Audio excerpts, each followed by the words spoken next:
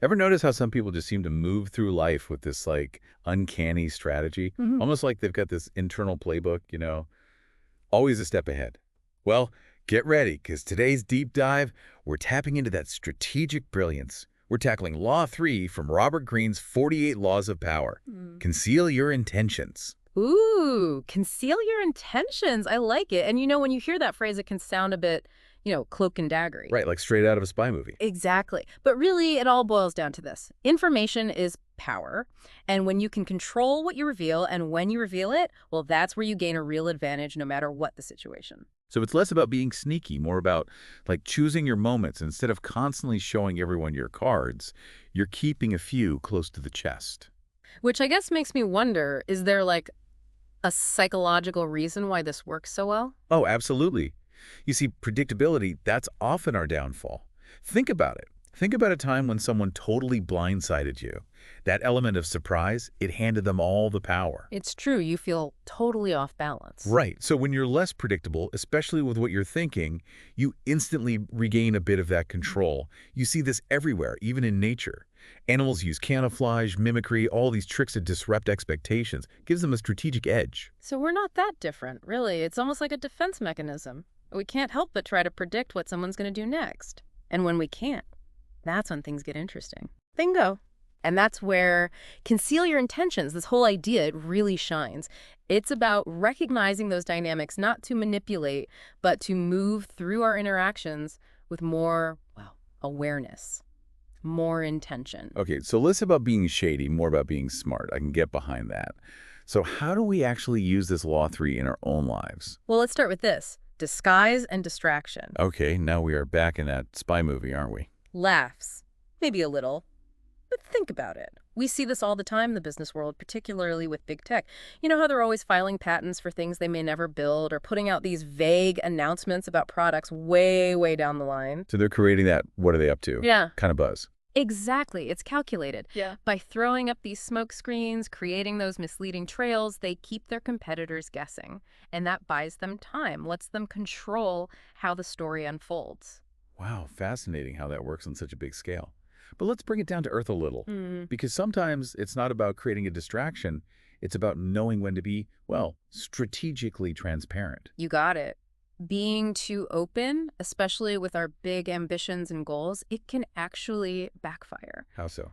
Well, think about it. Sometimes that openness, it attracts the wrong kind of attention. Unwanted competition, people shooting down your ideas before they even have a chance to take flight.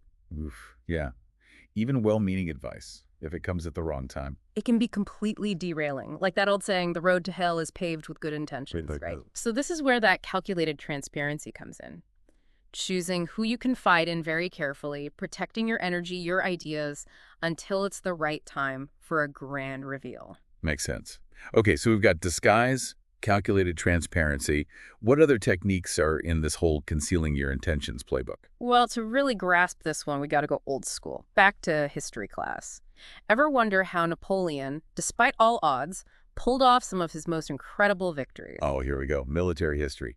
You know I'm a sucker for a good battlefield story. Lay it on me. All right, so picture this. Napoleon's army, they're retreating. Looks like they're beat. The enemy, of course, they see this as their chance. They rush in, ready to crush him once and for all. And they walk straight into a trap. It was a feint, the retreat, all part of the plan. Napoleon, he was a master of decoys and false trails, especially on the battlefield. Misdirection on a grand scale. Talk about a power move. Mm-hmm. But most of us aren't exactly commanding armies.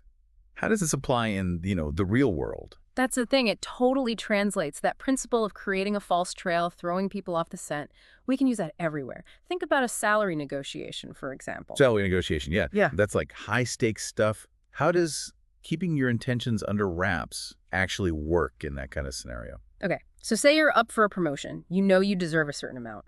But instead of leading with that number right out of the You gate. pull back a little. Exactly. You focus on other things first. The job itself, the challenges, the growth potential, that kind of thing. Subtly shifting the focus, so it's not just all about the money up front.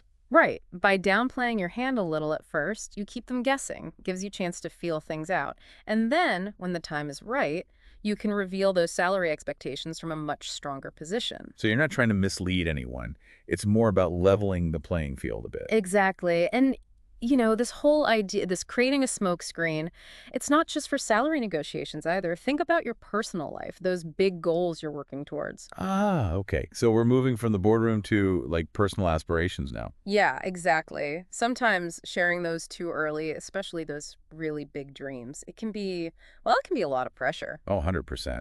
Even if people have the best intentions, they hear your big idea and suddenly everyone's got an opinion. Everyone's an expert, right? It's like they're almost trying to protect you from failing or being disappointed, you Yeah. know? But that can really clip your wings. Exactly. Sometimes you need that space to experiment, to maybe even fall flat on your face a few times without someone telling you it's not going to work. So yeah, being careful about when and who you share those big dreams with, it's crucial. It's about protecting your energy, protecting that spark before it has a chance to really catch fire. Yes.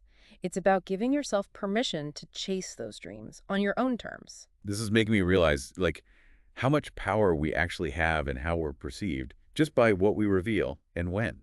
It's kind of amazing. It really is. Now, I know all this talk of smoke screens and misdirection, it might seem a little, well, a little calculated. Yeah, for sure. Like, where's the line between being strategic and just, I don't know, being kind of manipulative? Because that's something I definitely want to avoid. It's a fine line, isn't it? Yeah. On one hand, we're talking about being deliberate, strategic.